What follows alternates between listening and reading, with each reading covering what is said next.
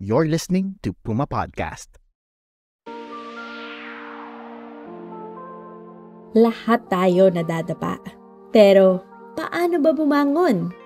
Ako si Siege Dantenko Malolos, and today I'm bringing you a story from my other podcast, Go Hard Girls, featuring national athlete Kim Mangrobang. Known as Southeast Asia's triathlon queen, Kim has 6 SEA Games gold medals across both triathlon and duathlon. But in 2023, her winning streak broke. Nakamit niya man ang gold sa duathlon, silver ang naiuwi niya sa main event niya na triathlon. Masakit, pero ang ganda ng perspective ni Kim tungkol dito. Tara, let's learn about resilience. 5 minutes lang!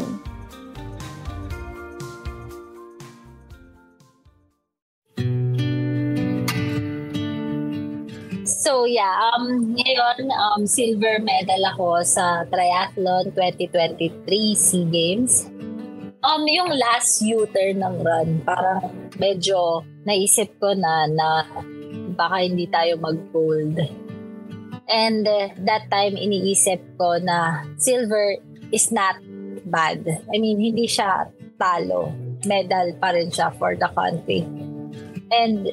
Pero hindi pa rin ako nag-give up. I mean, pwede kasi may mangyari sa kanya, let's say, 200 meters before. So, hindi pa rin ako nag-give up. Pinupush ko pa rin siya until makarating ako ng finish line. And then, pagkarating ko ng finish line, nakita ko si Coach Annie.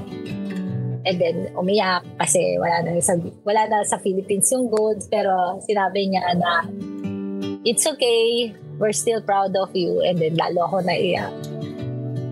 How does a winner take a loss? Because, let's be real, setbacks hurt and it's normal to feel discouraged. But Kim says you can't grieve a loss forever. And sinabi ko sa kanya, I'm sure makukuha ulit natin to next SEA Games. Ngayon, lagi kong sinasabi, hindi siya bad race eh. Kailangan ko lang mag-move on palagi. Sa kahit anong scenario sa buhay, kailangan mo mag-move on palagi. So, refocus and try to look sa next race. Kailangan darating ako doon na para talagang ready to fight for gold again.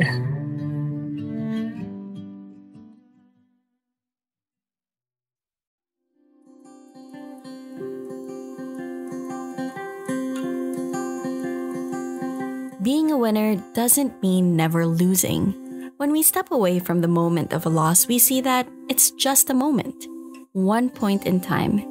It doesn't erase our past wins, nor take away our ability to win in the future.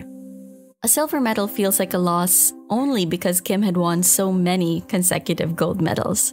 But when you zoom out, Kim remains one of the Philippines' most dominant athletes in her sport.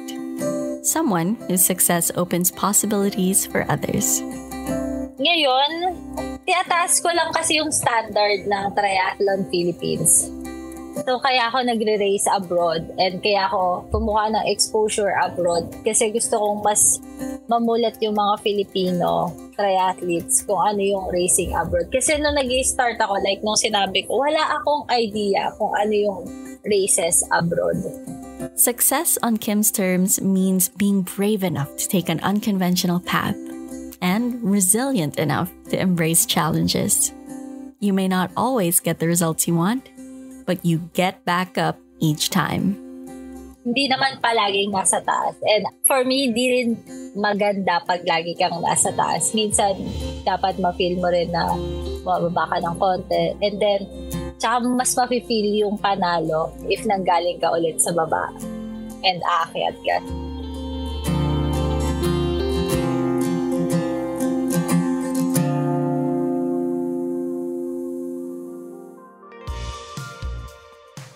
You just heard a guest episode from my other podcast, Go Hard Girls. For more inspiring stories of Pinay athletes, search for Go Hard Girls on your podcast app. This guest episode was produced by me and edited by Joe Salcedo. The original episode was produced by Nina Toralba and edited by Mark Casilian.